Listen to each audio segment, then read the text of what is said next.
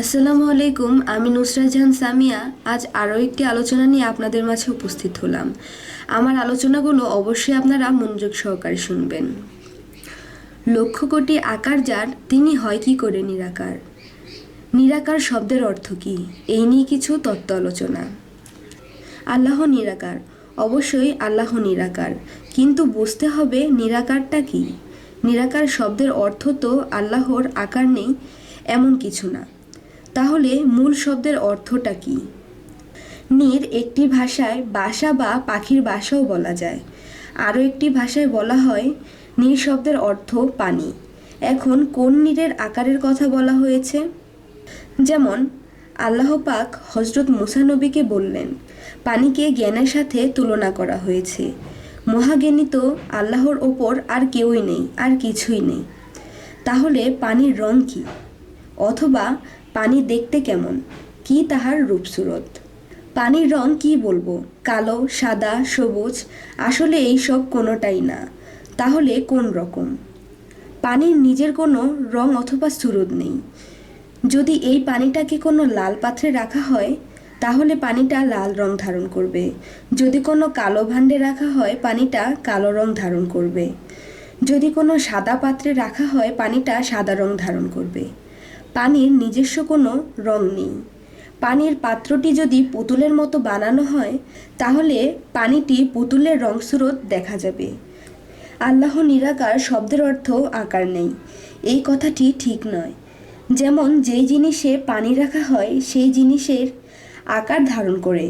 মহান স্রষ্টা সৃষ্টিতে আসিয়া আদম নামের পাত্রে অথবা ভাণ্ডে আসিয়া মহান স্রষ্টা আদমের রূপ ধারণ করেন এবং আদমের রূপ ধারণ করিয়া বিশ্বের ভিতরে এবং বাহিরে পরিচালনা করেন। যদি কেউ অথবা কোনো ব্যক্তি যদি আমার এই কথাগুলো বিশ্বাস না করে আর যদি বলে এই কথা মানি না এবং ঠিক না, তাহলে আমি বলব আল্লাহর কি কোনো কিছুর অভাব আছে কিংবা কমতি আছে? যদি কেউ বলে যে আল্লাহর অভাব আছে, আমি তাকে সাথে সাথেই কাফের বলবো। অর্থাৎ আল্লাহ এক, দ্বিতীয় নাই এবং স্বয়ংসম্পূর্ণ। সামাদ শব্দের অর্থ স্বয়ংসম্পূর্ণ। তাহলে যদি কেউ বলে আল্লাহর কোনো আকার নেই, তাহলে আল্লাহর আকারের অভাব আছে। আল্লাহকে যিনি অভাবগ্রস্ত বানাইল তিনি অবশ্যই জাহান্নামী। তাহলে আল্লাহর কোনো কিছুরই অভাব নাই। আল্লাহ সমস্ত কিছুর আকার সৃষ্টি করিয়াছেন এবং সমস্ত কিছুর মধ্যেই আছেন, কিন্তু আদম সুরত আল্লাহ পাকের নির্ধারিত আছে। সমস্ত সৃষ্টি করার আগে স্রষ্টা আদম সুরতেই ছিলেন, সৃষ্টির পরেও আদম সুরতেই আছেন এবং শেষেও আদম সুরতেই থাকবেন। আল্লাহর যে আকার আছে কোরআনে অনেক জায়গায় তা প্রমাণ দিয়েছেন। যেমন রোজাদারের পুরস্কার আল্লাহ তাআলা নিজ হাতে দিবেন।